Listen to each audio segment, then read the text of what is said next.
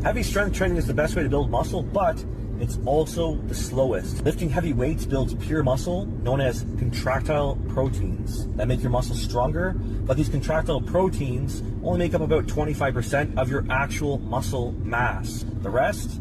Non-contractile material, aka all the stuff that makes your muscles actually look bigger. This is what happens when you get your physiology degree from a fucking fortune cookie. Contractile proteins are the shit that actually produces force and makes up the bulk of your muscle. They are not 25% of its size. That is the most profoundly stupid thing I have ever heard. They make up about 80% of your muscle fibers volume. When your goal is to build the most muscle and get bigger, higher up training is the go-to because it adds the most non-contractile material. Also, you don't get to choose whether you build strength muscle or size muscle. It's like ordering a steak and then asking them to hold the steak. All effective resistance training, heavy or light, stimulate both the growth of the contractile fibers and the expansion of the fluid and glycogen around them. They are not two different menu items you get to pick from. When you take a set 2 failure or close to, the hypertrophy outcome is almost identical whether you're lifting for 5 reps or 25 reps. The stimulus is the same. The fatigue accumulated is not. I did a video on that. The main purpose of having power lifts and heavy strength training in your program is so that you can lift more weight for more reps. Because anytime you can lift more weight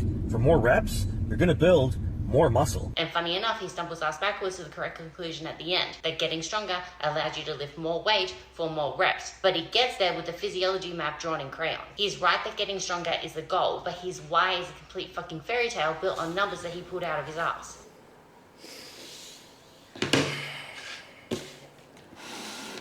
Now here's the thing most people miss. Your muscles are just organs. And like all of your organs, they're predominantly water. This is not profoundly stupid or even controversial. This is basic high school biology. Now, if you're new to this channel, my name is Landon. I'm an enhanced bodybuilder and fitness educator. I coach men and women who've already built muscle and know how to train, but want to take their physique and performance even further. Now, just like your eyes, your brains, your heart, your lungs, your skin, all of your organs look a little bit different, all of your organs behave a little bit different, and your muscle cells are no exception. Now, of course, you've got all different types. You've got white ones, red ones, slow ones, fast ones, high threshold, low threshold, the list goes on, but that wasn't necessarily the point I was making. I said lifting heavy weights is the best way to build muscle, but it's also the slowest, meaning that most of the adaptations that happen that increase muscle size quickly happen outside of the contractile tissue and in the non-contractile material. It takes months and months and months to add new contractile tissue, but only weeks to add more non-contractile material like myoglobin, glycogen, and water. So yes, it's exactly like ordering different items off a menu because different training stimuli produce different training adaptations. Training high reps increases glycogen storage and work capacity. Heavy strength work increases neural efficiency, neuromuscular coordination, and myofibrillar density. And combining a bit of strength with a bit of endurance, aka lifting a moderate amount of weight for a moderate amount of reps, targets your fast switch type 2A muscle fibers, which are most vulnerable to hypertrophy. So it's not like ordering a steak and then asking the waiter to hold the steak. You're still gonna get a steak, just a different type of steak.